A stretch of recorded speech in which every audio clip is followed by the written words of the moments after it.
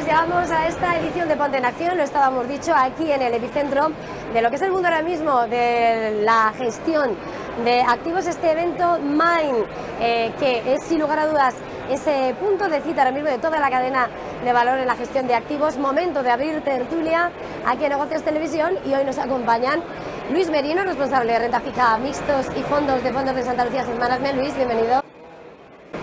Federico Bataner, director de inversiones de Anta Asset Management, muy buenas.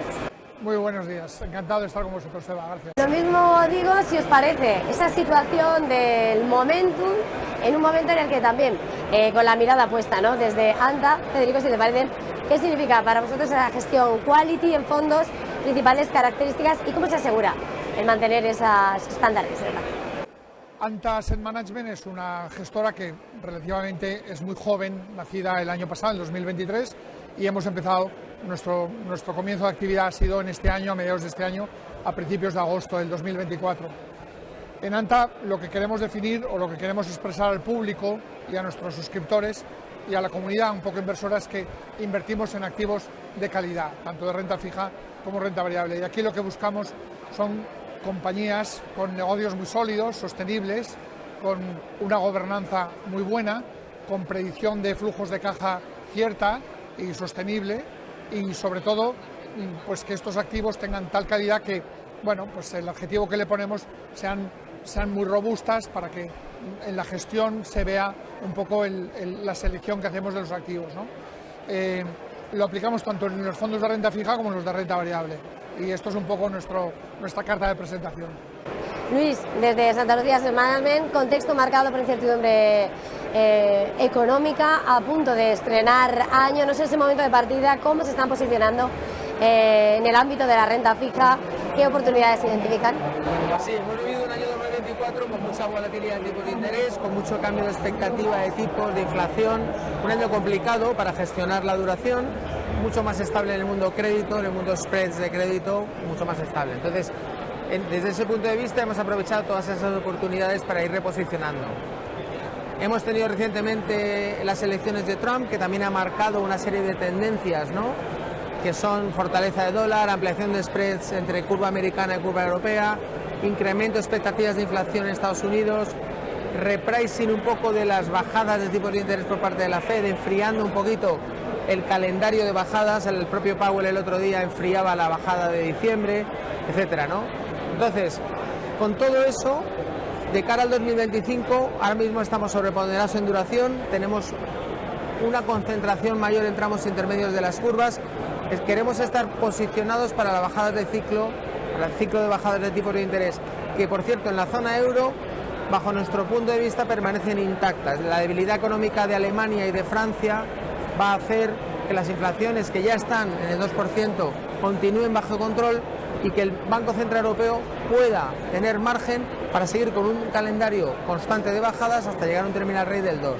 Entonces queremos estar posicionados ahí, y luego podemos hablar, si queréis, de clases de activos para el tema de tramos de curva, valor relativo, etcétera, ¿no? En tramos largos somos algo prudentes, queremos buscar oportunidades.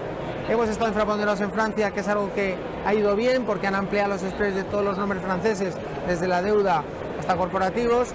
Nos ha ido bien, ahora estamos un poco recomponiendo el posicionamiento en Francia a través de cover bonds franceses, etcétera, ¿no? Actualmente no tenemos posicionamiento en curva americana, vamos a esperar un poco a que el spread amplíe un poquito más, seremos pacientes en ese sentido.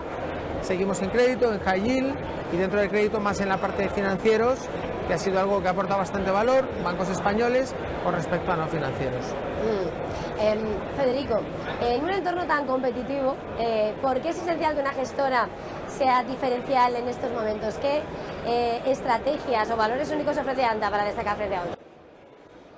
Bueno, vamos a ver, gestionar invirtiendo en calidad va a ser siempre un seguro que las compañías, bueno, el retorno que nos ofrezcan tanto en su deuda como en su equity, en su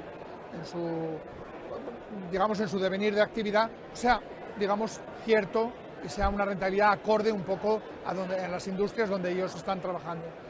Para nosotros ahora estamos en una situación, comentaba Luis un poco que después de las elecciones americanas ha cambiado un poco el escenario.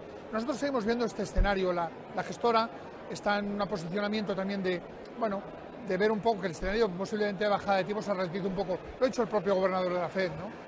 El periodo en el que estamos sabemos que es un periodo expansivo, de economía expansiva, no es excesivamente boyante, pero la economía se expande y nosotros seguimos, digamos, expuestos en compañías de muy buena calidad. Estas compañías, esta calidad, esta actividad que estas hacen, digamos que nos aseguran que los flujos de caja son más ciertos, por lo tanto nos dan una seguridad en la parte de deuda. Y además en la parte del equity lo que estamos viendo es que de forma consistente su crecimiento y sus márgenes están, digamos, se desarrollan de una forma adecuada dentro del escenario macro donde se desenvuelven. Nosotros seguimos muy expuestos en mercado, tanto en la parte de renta fija como en la parte de renta variable. Creemos además que este periodo va a seguir. Entramos además en un trimestre que es bastante dinámico por el consumo que hay. Nosotros prácticamente en las carteras, tanto en deuda como en equity, tenemos sectores, bueno, pues de consumo y sectores un poco tecnológicos que son los que ahora mismo son los más dinamizadores, ¿no? Y así es como estamos nosotros afrontando este trimestre de final de año. Luis, con la mirada puesta en ese entorno de inflación persistente, ¿cómo creen que deben posicionarse los inversores para proteger y optimizar las carteras a medio y largo plazo?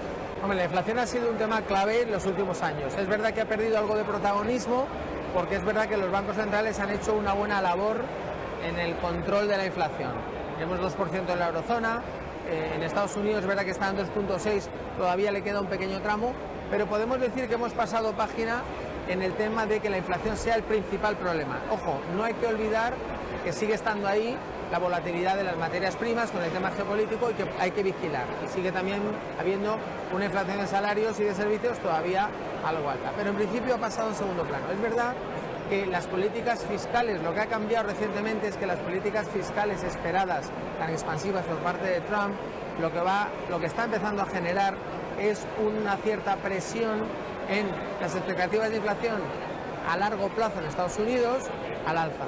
Y eso ha generado cierta tensión en los tramos largos, súper largos de la curva americana. Entonces, eso hay que vigilarlo, cómo esas políticas fiscales más expansivas en Estados Unidos pueden impactar las expectativas de inflación. En Europa la foto es bastante diferente por la debilidad de Alemania, que ha convocado elecciones el 23 de febrero por el tema del límite de deuda.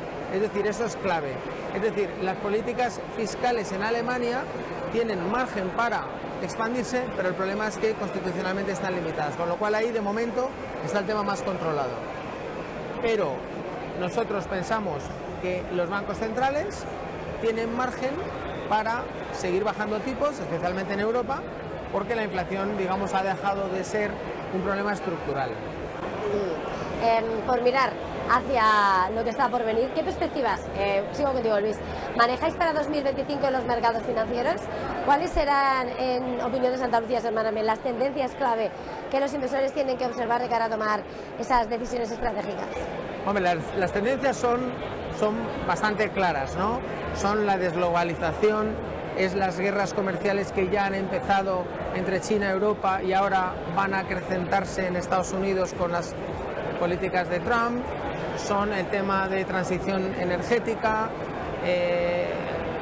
riesgo geopolítico, guerras. O sea, yo creo que los temas son comunes que te van a ayudar a aportar volatilidad en el camino. Yo creo que hay que tener la cabeza relativamente fría, es decir, tener una estrategia marcada, mantener sobre todo la flexibilidad en la gestión activa y tener la cintura para poder ir bandeando todas estas circunstancias. Nosotros, como digo, estamos sobreponderados en renta variable en los productos mixtos, sobreponderados en duración actualmente en los productos de renta fija, con un posicionamiento intermedio en curvas, con algo de margen en largos plazos y con de momento el crédito pues estando ahí. Es verdad que ya con activos de más calidad hemos incrementado el rating medio y con algo más de activos de AAA, AA, que lo que teníamos hace unos años. Ya para terminar, Federico, en un momento estamos en este evento Mind 2024 de gestión. En su experiencia, ¿cómo ha evolucionado el perfil del cliente que invierte en fondos? ¿Qué busca el cliente actual en una gestora como Anta y cómo están adaptándose a estas nuevas expectativas? Bueno, yo creo que todos los clientes, la suerte de tener clientes que invierten en estos fondos es que depositan su confianza en nuestra gestión. Hablaba Luis anteriormente sobre la importancia de la gestión activa. Esto define mucho al equipo gestor. El definir políticas de inversión claras, el asset allocation a medio o largo plazo y estar definido. Yo creo que nuestros clientes lo que nos piden es, bueno, sobre todo la tranquilidad de cuando que invierten con nosotros sabemos que estamos invirtiendo en negocios ciertos, en negocios transversales que están en la economía. Claro que la función es tan multivariable que influye pues temas geopolíticos, políticos, en fin, una serie de cosas, pero lo importante es que las compañías, la deuda de las compañías donde invertamos o las compañías con las que coinvertimos en sus acciones sean compañías muy sólidas, muy robustas y sobre todo que destaquen por la buena gobernanza, porque el producto que tengan siga siendo un producto competitivo y que sea dinámico, sobre todo que sea un producto que realmente las defina como algo innovador dentro de su sector. Y bueno, aquí estamos viendo algunos sectores que por estas guerras que hay o por estas políticas arancelarias que se están promoviendo ahora mismo, unos han tenido más protagonismo y otros menos, ¿no? Vemos el sector automoción todavía con muchos problemas y otros sectores pues más liberados de estos problemas. Pero yo creo que nos piden eso, seguridad en las inversiones. Pues muchísimas gracias a los dos, se nos acaba el tiempo. Federico Bataner, Antas Asset Management, Luis Merinos, Andalucía Asset Management. Gracias a los dos. Feliz jornada, feliz negocio. Muchas gracias a vosotros. Gracias. Nosotros hacemos una pequeña pausa y enseguida volvemos. Pues continuamos en esta edición especial hoy de este Ponte en Acción Negocios Televisión en este evento Mind 2024 y acercándonos a mirar en detalle este mundo de gestión ahora con Alejandro Domecq, Sales Director de M&G Investment. Alejandro, muy buenos días, bienvenido. ¿Qué tal, Eva? ¿Cómo estás? Encantado de tenerte aquí. ¿Cómo veis desde M&G ese entorno macroeconómico actual? ¿Cuáles los principales riesgos, las oportunidades que hay que tener en cuenta? Bueno, este año era un año muy convulso porque el 40% del mundo, si recuerdas, iba a tener elecciones. La más importante ya la hemos tenido, que es la de Estados Unidos, hace unas semanas, y ha puesto en precio en los mercados, ha anticipado mucho de lo que puede venir por delante. Por un lado, que Estados Unidos va a seguir creciendo y lo va a hacer muy bien, y por otro lado, y eso lo han reflejado las bolsas, sobre todo las grandes compañías y el oro, por otro lado el Bitcoin, y luego en renta fija se ha puesto en precio que iba a haber un aumento del déficit y iban a exigirse mayores tires, también que iba a haber una mayor inflación.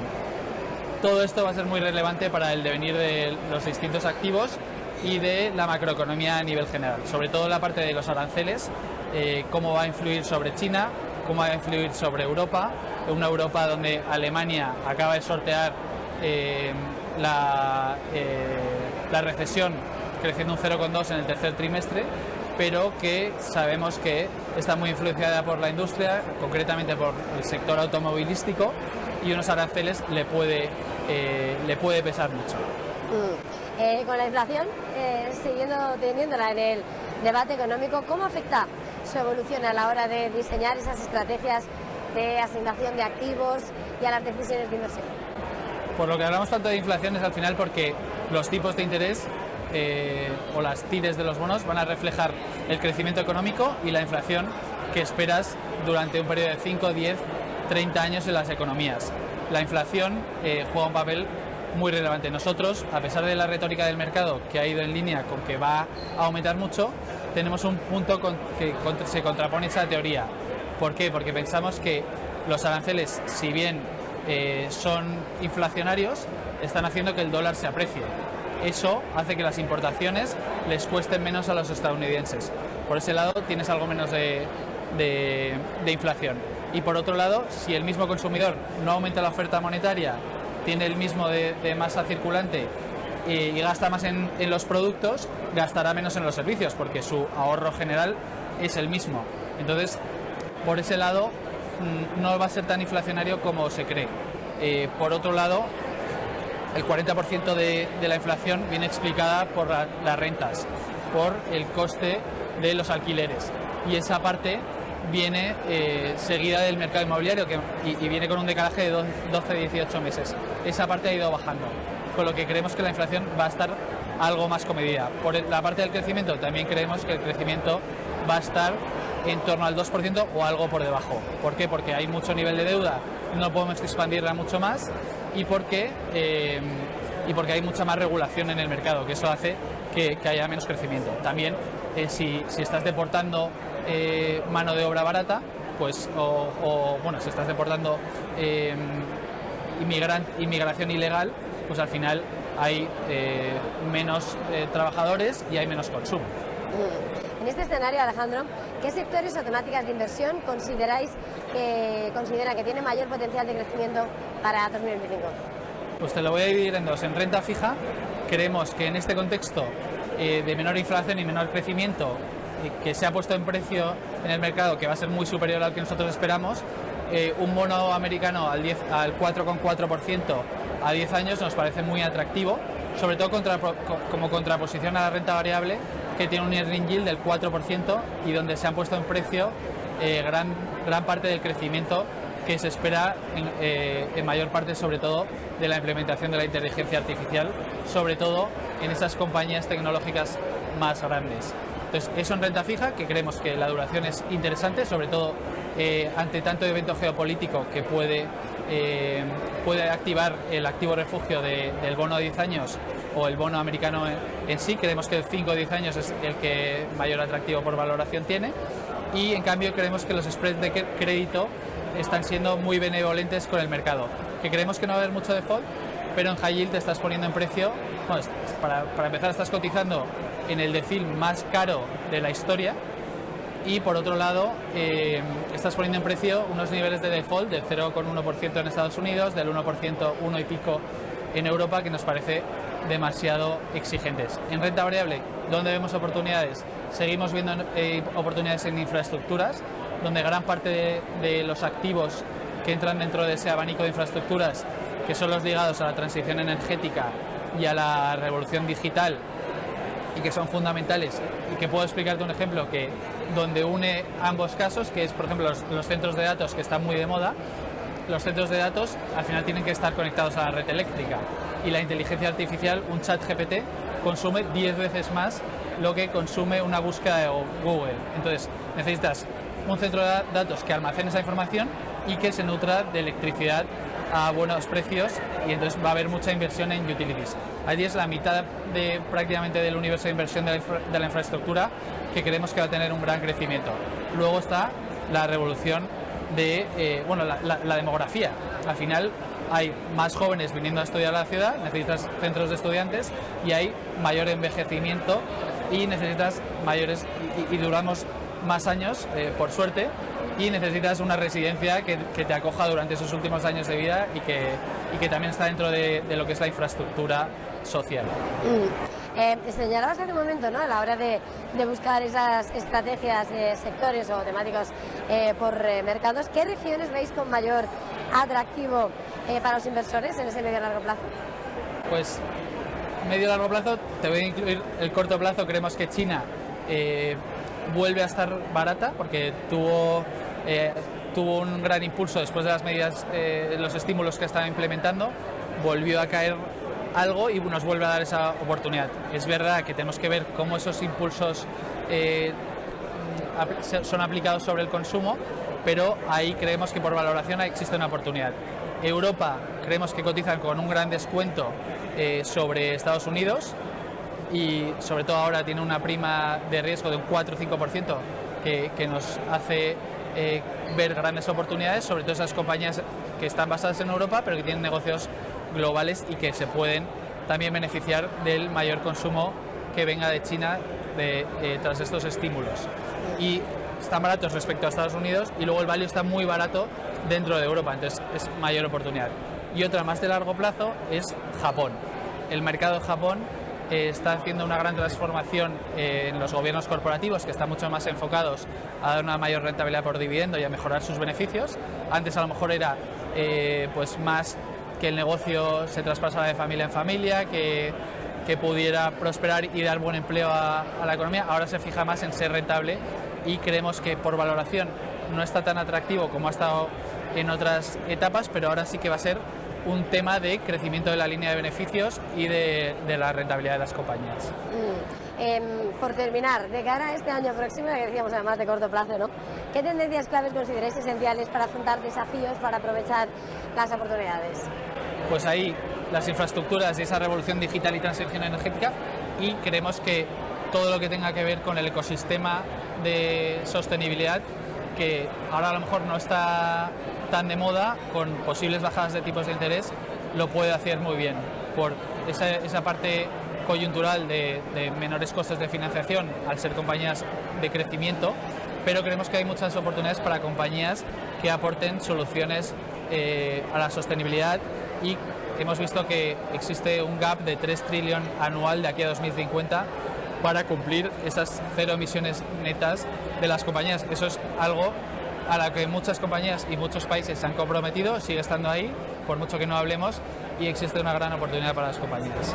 Pues muchísimas gracias, Alejandro Domecq, de Angie Investment. Gracias. Feliz jornada, feliz negocio. Hasta luego, buen día. Se están tomando ahora estas tensiones geopolíticas. ¿Qué tal? En Noticias Televisión, en este evento MIND 2024, tiempo para abrir tertulia, y hoy además nos acompañan Almudena Mendaza, Head of Sales Iberian General Investment. Almudena, bienvenida. A vosotros. Ralph Elder, Managing Director en Bank of New York Investments. Ralph, bienvenido. Hola Eva, ¿qué tal? Encantada. Y Juan Fierro, Associate Director en Janus Henderson Investors Iberian, bienvenido. Bueno, tiempo de tertulia en este evento MIND, momento de mirar al mercado. ¿Cómo evalúan el desarrollo de la economía estadounidense? Punto de atención en esta primera pregunta, si os parece bien. A lo largo de este año que está a punto de terminar, perspectivas para 2025 en términos de crecimiento, consumo, empleo. ¿Creen que la economía podrá sostener ese impulso, esa resiliencia? Almudena. Muy oportuno el comentar sobre la economía, concretamente la economía norteamericana. Seguramente tenga interés el ver un poco el influjo de las elecciones. Lo tenemos muy reciente, la victoria de Trump, pero ha cambiado poco por ejemplo, nuestro enfoque sobre la economía norteamericana a pesar de las elecciones, ¿no? Nosotros pensamos que vamos a acabar en torno a un crecimiento muy positivo, al final el 2,4 aproximadamente para la economía norteamericana, y que en 2025 nosotros no esperamos que haya una ralentización significativa. Pensamos que puede haber una ralentización hacia 2026, 2027, es decir, más avanzado, sobre todo, digamos, el periodo presidencial nuevo de Trump. Principalmente, ¿por qué? Porque se va a centrar mucho en políticas muy de corto plazo, como el tema fiscal y la parte de inmigración. Eso puede tener un influjo, pero no se va a ver reflejado seguramente en 2025, por lo menos esa es nuestra perspectiva. El tema de aranceles, que es otra de las grandes patas a nivel de exportaciones de economía norteamericana, pensamos que también en la segunda parte del mandato se van a ver los efectos. El paquete de medidas está preparado, pero tenemos que dar tiempo a que eso llegue a la economía. Y por otro lado, pues el equilibrio de crecimiento con la inflación, seguiremos viendo algo de desinflación por nuestro lado, es nuestra perspectiva, pero con algún pico en algún momento determinado. Sí que podemos ver pues algún repunte, pero no significativo. Por lo menos nosotros pensamos que se va a mantener bastante en el consenso de mercado. Lo que sí que para nosotros es muy importante es intentar identificar cuándo realmente va a afectar a el resto de las políticas americanas, ese crecimiento, si se va a ver de alguna manera reflejado también en Europa y en el resto del mundo, ¿no? Porque al final todas las políticas que estamos hablando van a apoyar crecimiento, desinflación, pero ¿qué va a pasar en el otro lado? ¿Cómo va a influir eso? Al final sigue siendo la mayor economía todavía del mundo, por mucho que los chinos ¿no? vayan ganando terreno, por lo cual nuestra perspectiva es positiva. Aunque pensamos que los tipos de interés van a seguir bajando poquito, unos 100 puntos básicos desde nuestro punto de vista, bueno, poquito. Después de ese crecimiento abrupto pensamos que no va a ser algo muy significativo. Pensamos que nos hemos adelantado un poco. Nosotros desde General Investments pensamos que esa primera bajada fue un poquito demasiado anticipada, pero en cualquier caso pensamos que vamos a tener un mundo equilibrado, algo de inflación, tipos de interés en positivo, que es la normalización de tipos de interés, y un crecimiento también en línea. Bastante en línea con lo que nos está escuchando. Yo creo que con Estados Unidos, en grandes rasgos, mercados hay un antes y después a la victoria de Trump, pero también pensamos lo mismo, y eso es que el mercado ha reaccionado muy rápido a alguien que aún no está en poder. Él entrará a principios de 2025, tardará tiempo en poner en movimiento sus políticas, que sin duda sí tienen un aire inflacionario a muchas de ellas, y tardaremos incluso más tiempo en ver el efecto de esas políticas en lo que es la economía real. Entonces, antes de su victoria, nosotros habíamos pensado para 2025 crecimiento positivo, menos que en 2024, pero lejos de recesión. Ahora sí que pensamos que igual en vez de aterrizaje suave, por lo menos en un trimestre, pensando en los mercados, no en la economía real, pero pensando en los mercados, igual hemos saltado del avión aterrizando y nos hemos metido en un cohete de SpaceX para seguir a la Luna otra vez un ratito. Debería ser un buen momento para el crecimiento en el corto plazo, para inversión y activos de riesgo.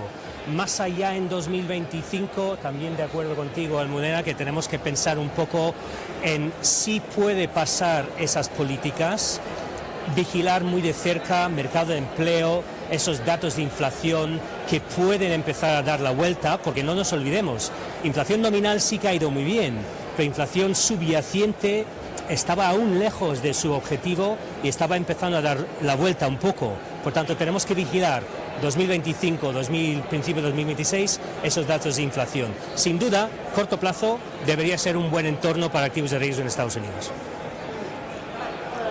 Pues desde Janus Henderson pensamos, repasando un poco lo que ha sucedido en el 2024, es evidente que el consumidor americano ha mostrado unos signos de resiliencia que son muy evidentes, y es lo que ha hecho que la economía americana haya tenido unos resultados o esté funcionando mucho mejor de lo esperado, soportado por un mercado de empleo muy sólido y un crecimiento de los salarios muy saludables. Y de cara al 2025 lo que sí que estamos viendo es ciertos signos de ralentización en el mercado laboral americano. Seguimos viendo signos positivos, evidentemente el mercado estadounidense sigue creando empleo, es cierto que los datos de octubre fueron relativamente más suaves o peores de lo esperado por el tema de los huracanes Milton y Helen, pero sí que todavía vemos ciertos signos de ralentización, pero signos saludables de crecimiento de empleo y salarios.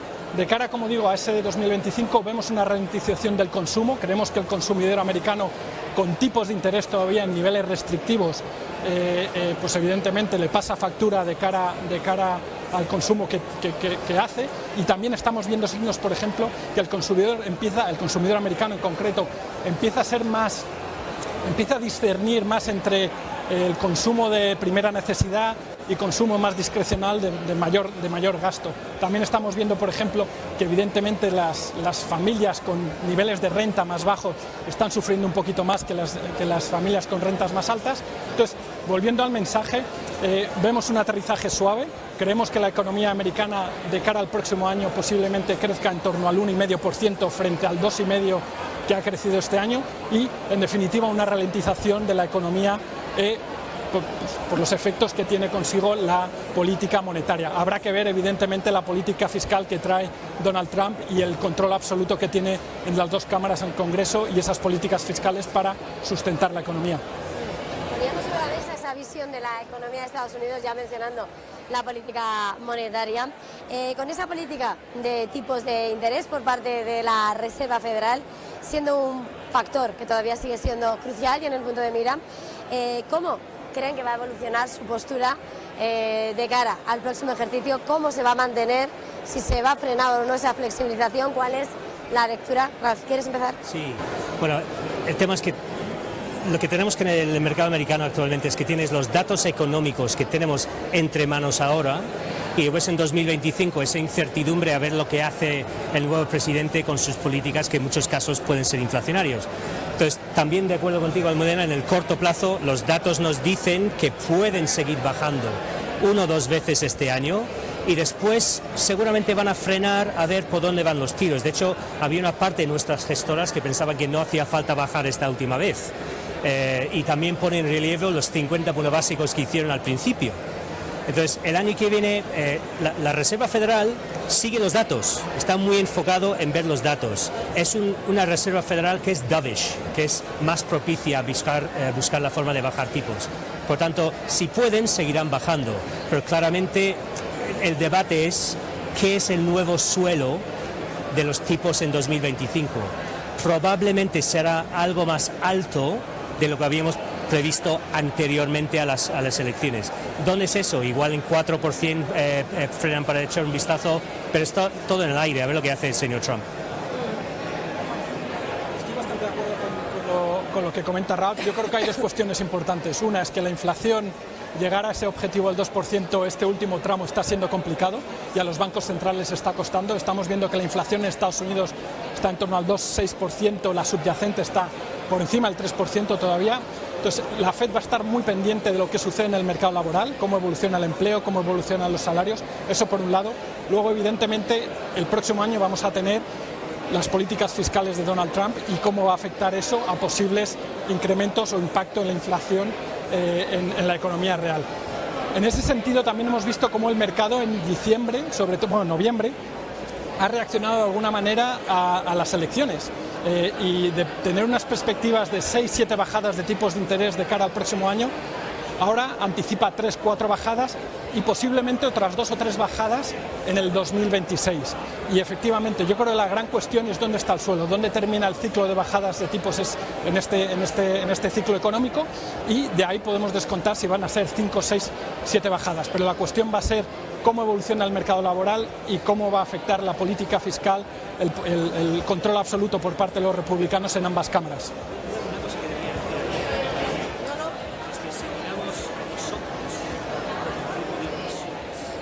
Somos nefastos en identificar por dónde van los tiros de tipos de interés. O sea, en los últimos 20 años casi nunca acertamos el mercado en lo que va a hacer la Reserva Federal con sus políticas monetarias. O sea, tenemos que tener mucho cuidado también con lo que nosotros hacemos y descontar demasiado de lo que ve el mercado, porque nosotros no tenemos ni idea. Como grupo de inversores, en general fracasamos con nuestras ideas sobre tipos de interés.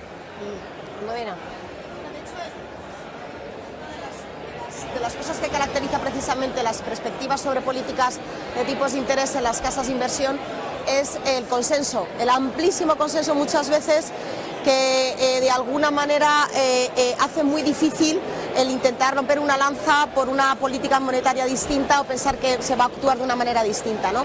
Creo que en 2024, por ejemplo, la gran sorpresa ha sido que por primera vez, yo creo que en la historia, el Banco Central Europeo se ha adelantado a bajar tipos de interés que la Reserva Federal, cosa que siempre normalmente es al contrario, ¿no? Esa podría ser un ejemplo del que no estábamos esperando. Había mitad del mercado que pensaba que iba a pasar, que Europa iba a bajar antes y Estados Unidos.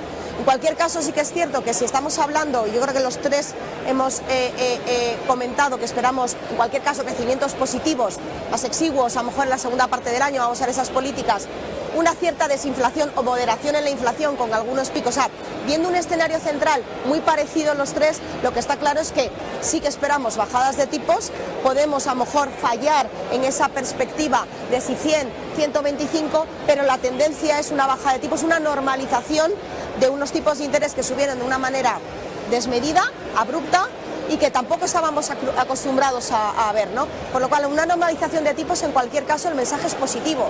Puede ser positivo a nivel de inversiones, porque tenemos oportunidad, digamos, de seguir prestando dinero a la administración americana y que nos retribuyan por ello, pero también es positivo en cuanto al nivel de crecimiento que esperamos. Tú comentabas el nivel de las rentas de la familia, pero los dos componentes muy importantes de crecimiento en Estados Unidos siguen estando sólidos, que es el consumo. Increíblemente el consumo sigue muy fuerte, y el tema de desempleo, vamos a ver las políticas de inmigración cómo pueden afectar, pero lo cierto es que si el crecimiento se mantiene más o menos bien y no hay sorpresas geopolíticas que sí que puedan impactar en la famosa energía, que es un componente muy importante también en la economía norteamericana inflacionista, los tipos de interés van a normalizarse con una bajada gradual. En el sentido que tiene dos mares que le protege, es exportador neto de energía, tiene mucho control sobre su propio consumo, es un 70% del PIB del país, tiene gran dinámica para poder seguir una situación positiva. Ahora toca poner la mirada en Europa precisamente. Además llega Donald Trump, es el siguiente desafíos, sobre todo mirando desde todo el mundo, pero en Europa. Y la situación, lo llevamos diciendo desde el inicio de todo, ¿no? Es muy diferente el escenario a un lado y a otro. ¿Cómo veis la situación en la eurozona?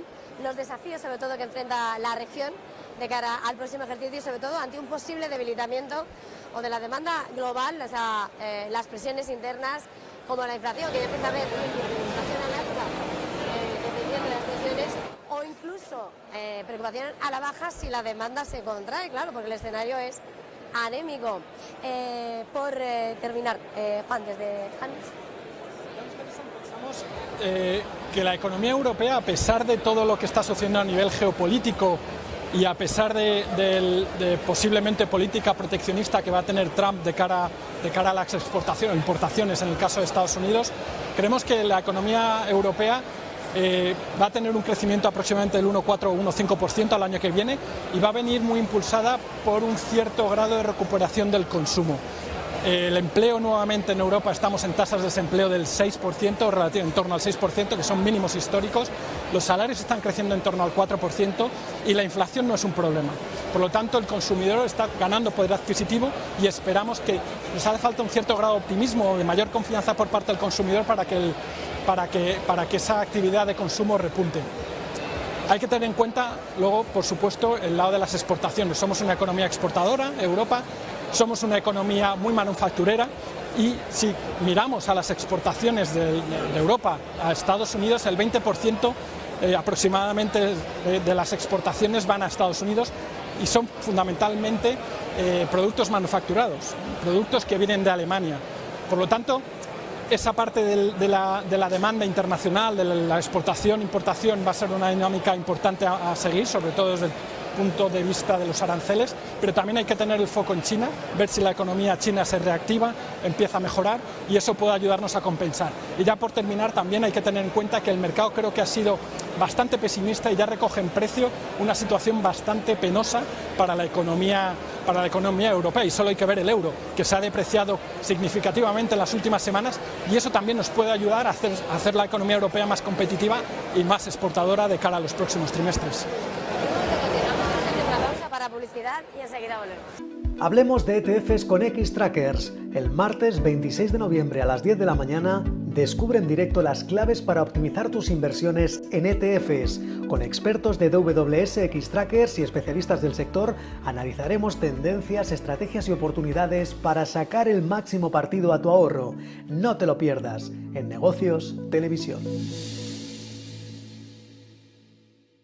Pues continuamos en este tiempo de tertulia, en este evento Mind 2024, este evento que engloba toda la cadena de inversión aquí en Madrid, y continuamos, estábamos viendo en este tiempo de tertulia precisamente lo que podemos esperar para el año que viene la eurozona, después de que llega Trump, en medio de todos los desafíos. Almudena, desde Generali. Tenemos en Europa una sensación desde hace mucho tiempo de que estamos perdiendo en general un poco la batalla, digamos, de posicionamiento en el mundo, ¿no? La parte, digamos, económica, en muchos aspectos, pero sobre la parte económica. Y tenemos un miedo razonable a las políticas proteccionistas de Trump. Sin embargo, nosotros pensamos que las primeras medidas van a ir más enfocadas realmente al competidor. Europa, por desgracia, no es un competidor en términos de exportación e importación de comercio exterior para Estados Unidos. El primer competidor al que hay que frenar, por así decirlo, es China. Entonces, pensamos que el impacto va a ser mayor de las políticas arancelarias y de los bloqueos que pueden existir precisamente hacia China que Europa, lo cual no significa para que determinadas economías y en determinados sectores, sobre todo, como bien has comentado, Juan, evidentemente manufactureros, eminentemente exportadores, obviamente sí que tengamos que trabajar un poco y pueda afectar en un momento determinado, pero también más hacia 2025, última parte, 2026, no es algo tan inmediato, ¿no? Este año nos vamos a quedar muy contentos con haber crecido poca cosa en Europa, pero por lo menos estamos en terreno positivo. Nuestra perspectiva es que en 2025 vamos a coger un poquito más de velocidad, estoy totalmente de acuerdo, un poquito más de velocidad de crucero, amparado porque bueno, pues mantenemos unas tasas de desempleo más o menos razonables. Es verdad que muchos temas, Alemania, que nos ha dado un poquito de dolor de cabeza con esa recesión ya no técnica, sino una recesión real, parece que puede volver a tomar también algo de velocidad en sus crecimientos, cambios también políticos que siempre influjan nuevas medidas. Y en ese sentido nosotros pensamos que el Banco Central Europeo lo ha hecho bastante bien en cuanto a buscar ese equilibrio de crecimiento e inflación. Por supuesto tenemos esa demanda energética que en Europa sí que tenemos y podemos ver repuntes de inflación, pero pensamos que los deberes están hechos. No hemos conseguido el objetivo de inflación que quería el Banco Central Europeo, pero para todos digamos que nos hemos vuelto un poco acomodados en entender que el objetivo estaba hecho, ¿no? Con lo cual somos positivos en crecimiento en Europa, pero olvidémonos de crecimientos explosivos, ni muchísimo menos, porque yo creo que nos tenemos que acostumbrar a convivir en el entorno del 2%, 2,5% como una tasa de crecimiento sano en consonancia con otras economías. Voy a intentar resumir, porque estamos de acuerdo, aunque igual desde el punto de vista de un banco americano y a nivel mundial somos algo más cautos sobre Europa. Siempre dicen, ¿no?, que Estados Unidos innova, que tienes China que replica y luego nosotros en Europa que regulamos. Y un poco cuando tienes Estados Unidos que están a punto de quitar un montón de regulación, que se puede crear la brecha. También con esta idea de optimismo de Europa es como el día de la marmota, que siempre somos optimistas sobre Europa y siempre decepciona. Nosotros, de hecho, antes de la victoria de Trump, veíamos una base para tener más optimismo, porque sí teníamos sueldos estables a nivel agregado, porque después tienes cada país que tiene sus problemas, como Alemania, como bien sabemos. Pero tenías esa opción de que ahorros muy altos que estaban subiendo en un entorno donde los tipos están bajando. Solo necesitas que dejan de subir y el consumo da un salto bastante importante. Si llegas al punto que baja un poco el nivel de ahorro, ese puede ayudar al crecimiento a través de consumo. ¿Qué es lo que pasa? Tenemos Trump que ha creado esa dinámica de impuestos y sobre importaciones que puede poner en punto de mira a Europa. Nos preocupa un poco esa potencial realidad a lo que puede afectar al crecimiento. Pues muchísimas gracias a los tres. Tenemos que despedirnos desde este evento MAIN 2024, pero además nos tenemos que ir con Sergio Fernández, que creo que hay noticias de última hora. Pues continuamos en este evento MAIN 2024, este Madrid Investor Networking, este evento profesional de referencia que aglutina toda la industria de gestión de activos y wealth management. Ya a esta hora vamos a acercarnos, recibimos a esta hora a Alejandro de Los Ojos, director de ventas y relación con clientes España en CACEIS. Alejandro, gracias por estar con nosotros en Negocios. Gracias a vosotros, encantado de estar aquí. Bueno, la mirada, ¿qué valor añadido aporta CACEIS a las gestoras de activos en España? Bueno, en primer lugar me gustaría empezar diciendo que en CACEIS somos un banco especializado en prestar servicios de custodia de valores, de administración de activos a nuestros clientes. Este banco, que somos uno de los principales players europeos y estamos en 17 mercados de manera local, tenemos un volumen de activos bajo gestión de aproximadamente 5,5 trillions a nivel mundial. Si ya nos ponemos foco en España, nuestros activos son 700 billions, los activos de nuestros clientes, y le damos servicios a más de 600 fondos con un patrimonio de más de 100 billions. Entonces te imaginarás que con todas estas cifras estratosféricas, los servicios de valor añadido que nos piden nuestros clientes son muy diversos. Pero lo que sí que nos caracteriza desde un punto de vista de ADN son 5 ingredientes que yo señalaría como esenciales en CACEIS. El primero de ellos es nuestra robustez financiera, ¿vale? Nuestros dos principales accionistas son Crédit Agricole y Banco Santander, y por tanto, respaldado por estos dos grandes grupos, nuestra solidez financiera es algo a tener muy en cuenta. En segundo lugar, destacaría los equipos. Los equipos de Santander y Crédit Agricole, que formamos ahora mismo parte de CACEIS, somos 7.000 personas a nivel mundial, ¿vale? 200 personas en España, con una organización muy centrada en el cliente, organización que nos permite estar muy cerca de ellos para acompañarles en todas sus necesidades. Tercer ingrediente muy importante, estamos en la industria para quedarnos, somos un player que apostamos por la industria de security services y por tanto Y prueba de ello es la reciente adquisición de RBC en Luxemburgo y en principales mercados europeos, que nos ha dado mucho volumen, sobre todo en la plaza luxemburguesa. En cuarto lugar, tenemos nuestras capacidades de servicio. Nuestras capacidades de servicio prestando servicios desde la A hasta la Z y, por tanto, acompañamos a nuestros clientes, bien sea en activos tradicionales o en activos más ilíquidos, que hoy se está hablando tanto de ello. Y por último, muy importante, la salvaguarda, la protección de activos de clientes. Para nosotros eso es absolutamente esencial, que nuestros clientes sientan que sus activos están en buenas manos. Señalaba todo ese valor añadido que oferta CACEIS, pero ¿cuáles son los servicios más demandados por sus clientes y cómo os adaptáis a cada una de esas necesidades? Pues sí, yo aquí diferenciaría lo que nosotros llamamos los servicios esenciales que prestamos como banco custodio, banco depositario, que están relacionados más con la depositaría de fondos de inversión, con la administración y cálculo de valor liquidativo, registro de partícipes para gestoras, o con temas más relacionados con la pura custodia y liquidación de valores, que damos servicios decía antes, estamos presentes en 17 mercados, pero damos servicios, acceso a clientes a mercados en 85 mercados distintos, ¿vale? Siendo estos los servicios esenciales, hay servicios de valor añadido que hemos ido construyendo a lo largo de los años que nos permiten completar la cadena de valor a nuestros clientes. Son servicios que además tiene mucho sentido que los clientes los hagan con el banco con el que tienen su cartera, con el que tienen sus activos, porque desde un punto de vista de automatismos y de eficiencias se capturan muy bien estas situaciones.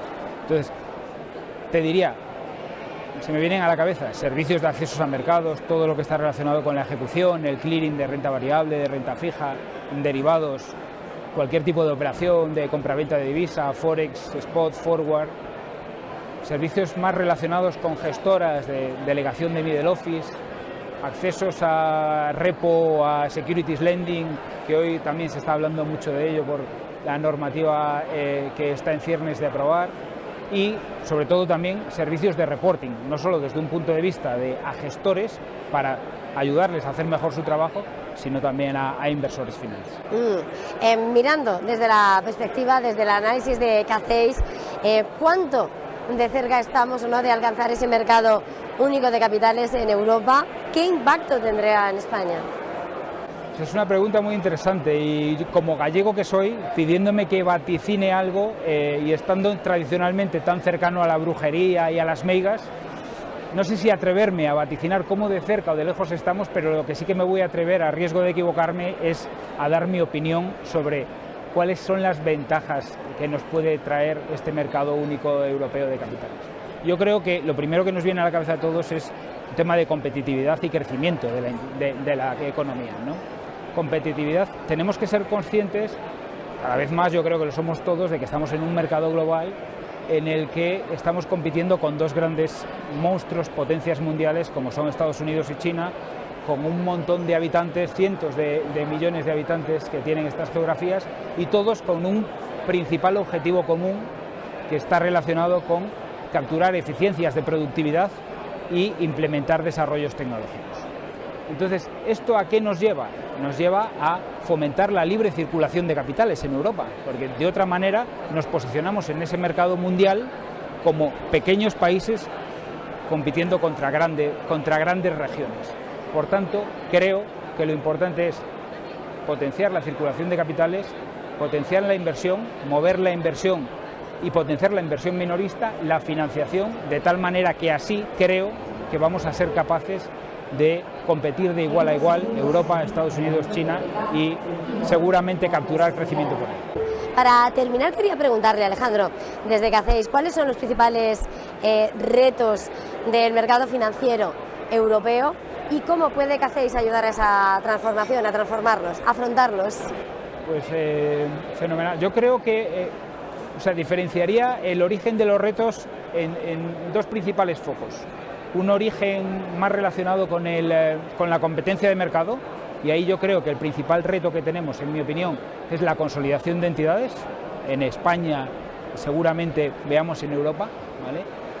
Ahí es importante decir que la industria de Security Services es una industria que requiere de fuertes desarrollos en tecnología, hay que tener mucho volumen, hay que tener mucho músculo para ser capaces de afrontar estos fuertes desarrollos que además son recurrentes, con lo cual podríamos sacar aquí un titular de que en la industria de Security Services el tamaño importa, ¿vale?